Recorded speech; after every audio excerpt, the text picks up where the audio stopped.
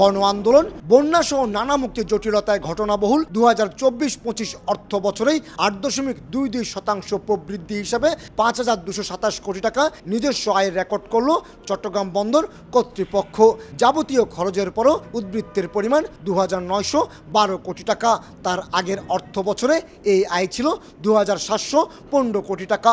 মূলত পণ্য নিয়ে আসা জাহাজ বন্দরের জেটিতে ভিড়িয়ে কন্টেনার ও কার্গো পণ্য উঠানামার মাধ্যমেই বন্দরের এই রেকর্ড আয়।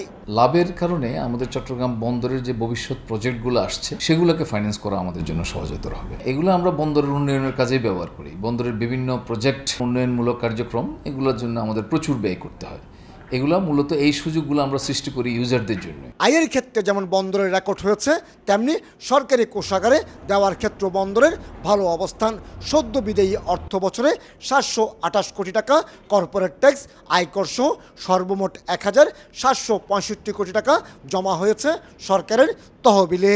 তবে প্রতিবেশী দেশগুলোর বন্দরের সাথে প্রতিযোগিতায় টিকে থাকতে হলে চট্টগ্রাম বন্দরের সক্ষমতা বাড়ানোর কোনো বিকল্প দেখছেন না ব্যবসায়ী নেতারা। এদিকে বন্দরের নিজস্ব আয় বাড়ার সঙ্গে সঙ্গে জাহাজের অবস্থানকালীন সময় বাড়তে থাকায় ক্ষতির মুখে পড়তে হচ্ছে ব্যবসায়ীদের। বিশেষ করে আগে 48 ঘন্টা বা তারও কম সময়ে পণ্য নিয়ে আসা জাহাজ কাজ শেষ করে বন্দর ত্যাগ করলো, এখন তা 72 থেকে 96 ঘন্টা পর্যন্ত লাগছে। এক্ষেত্রে প্রতিযোগী দেশগুলির সঙ্গে কঠিন প্রতিযোগিতায় নামতে হচ্ছে বলে দাবি বিজিএমইএর। We want our port to be much more efficient. এই বললাম তো 5 দিনের জায়গায় 3 দিনে আনেন। 3 দিনে বলবো না, আমাদের যে কম্প্যারেটিভ যে কান্ট্রিগুলো আছে, bring it close to them, don't have to match them, bring it close to them. বিদেয়ী অর্থ বছরে 32,96,000 কন্টেনার এবং 13,07,00,000 মেট্রিক টন পণ্য ওঠানামা করেছে চট্টগ্রাম বন্দরে। একই সঙ্গে জাহাজ এসেছে 4,077টি। তবে নানামুখী জটিলতায় জাহাজের অবস্থানকালীন বেড়ে যাওয়া সময় কমিয়ে আনার পাশাপাশি দেশের আমদানি রপ্তানি বাণিজ্যের স্বার্থে জরুরি ব্যবস্থা নেওয়ার কথা জানালেন বন্দর এই কর্মকর্তা।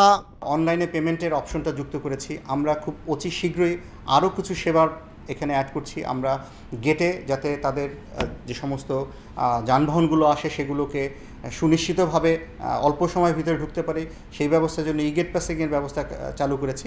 এবং এই ধরনের প্রতিনিয়ত আমরা নতুন নতুন উদ্ভাবনী কার্যক্রম এখানে নিয়েছি।